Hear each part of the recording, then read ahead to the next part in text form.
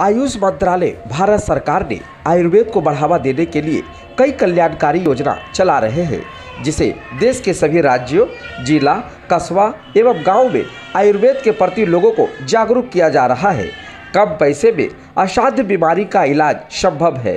क्षेत्रीय आयुर्वेद अनुसंधान संस्थान अगमकुआं के निदेशक डॉक्टर के सिंह ने कहा कि आयुर्वेद देश दुनिया का सबसे प्राचीन पद्धति है, जिसे प्राचीन समय में बड़े बड़े रोगों को इलाज आयुर्वेद से ही किया जाता था। लेकिन आज़ादी के बाद जो भी सरकारें आई वो आयुर्वेद पर ध्यान नहीं दिया।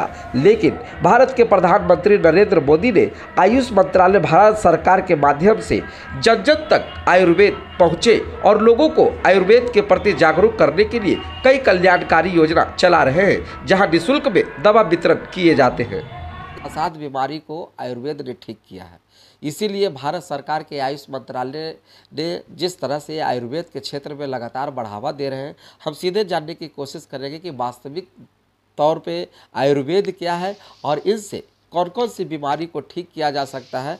तो हमारे साथ डॉक्टर के सिंह हैं, हम इनसे बात करने की कोशिश करेंगे कि सर, संदेश आप तक में आपका स्वागत है। सबसे पहले आप ये बताइए कि आयुर्वेद आज के डेट में कितना महत्व है और आयुर्वेद से किस किस बीमारी को सही किया जा सकता है। आयुर्वेद आज के परिप्रेक्ष्य में जीवन का एक महत्वपूर्ण अंग है। आयुर्वेद भारत की प्राचीनतम चिकित्सा पद्धति है।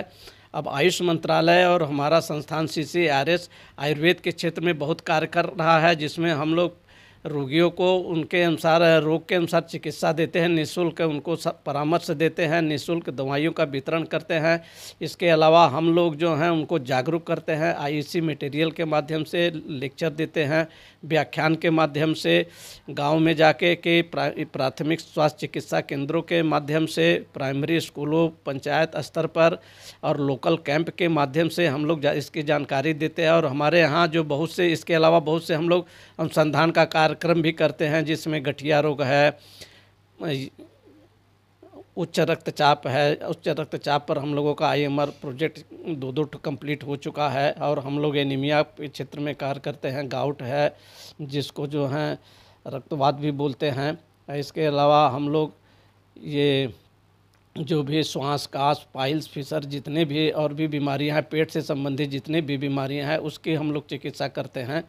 पेशेंट को दोनों तरह का लाभ मिल जाता है। यहाँ से उनको निःशुल्क दवाएं मिल जाती है, निःशुल्क चिकित्सा सुविधा मिल जाती है। उनको यथावश्यक हुआ तो उसका जांच भी यहाँ हो जाता है।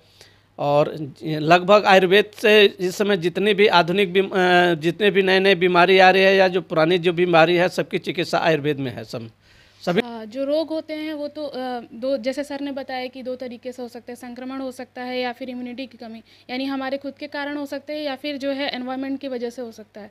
तो आयुर्वेद जो है पहले तो हमें इस बात के लिए अवेयर करता है, हमें शिक्षा देता है कि हमें क्या चीज़ें करनी चाहिए, क्या चीज़ें नहीं करनी चाहिए, हम क्या ऐसा करेंगे जिससे हमें रोग हो सकते हैं, या क्या ऐसा नहीं करें जिससे हमें रोग प्रतिरोधक क्षमता बढ़े।